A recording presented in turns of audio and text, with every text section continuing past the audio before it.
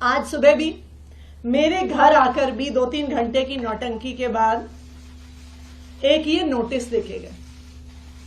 अब ये नोटिस भी मजेदार है। ये नोटिस ना तो एफआईआर है, ना ये किसी प्रकार का समन्स है, ना इसमें आईपीसी की कोई धारा, ना इसमें सीआरपीसी की कोई धारा, ना इसमें पीएमएलए की कोई धारा, ना इसमें प्रिवेंशन ऑफ करप्शन एक्ट की कोई धारा। तो कुल मिला के क्राइम ब्रांच 48 घंटे की नौटंकी के बाद मुख्यमंत्री अरविंद केजरीवाल जी और मुझे एक एक चिट्ठी देके चला गया है, जो वो कह रहे थे कि हम हाथ में ही देंगे। इतनी महत्वपूर्ण चिट्ठी है। मैं कई बार सोचती हूं कि हमारे तो घरों में कभी अमेजॉन वाले आते हैं, कभी फ्लिपकार्ट वाले आते हैं, कभी सरकारी कर्मचारी डाक की फाइलें लेके आते हैं। तो ये तो स्वाभाविक बात है कि वो फाइलें, वो डिलीवरी ऑफिस में ही छोड़ी जाती है। कोई मुख्यमंत्री, कोई मंत्री डाक के डेस्क पे बैठ के चिट्ठी रिसीव करने के लिए नहीं बैठा। आज सुबह भी मेरे घर आकर भी 2-3 घंटे की नौटंकी के बाद एक ये नोटिस देखे गए।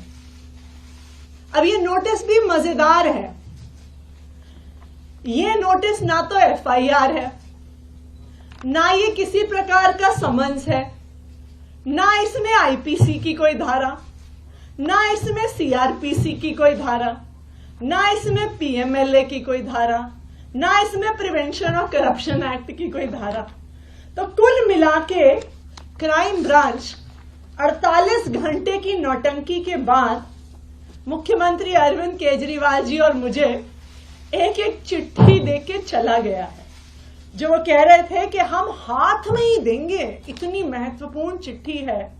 मैं कई बार सोचती हूं कि हमारे तो घरों में कभी अमेजॉन वाले आते हैं, कभी फ्लिपकार्ट वाले आते हैं, कभी सरकारी कर्मचारी डाक की फाइलें लेके आते हैं। तो ये तो स्वाभाविक बात है कि वो फाइलें, वो डिलीवरी ऑफिस में ही छोड़ी जाती है।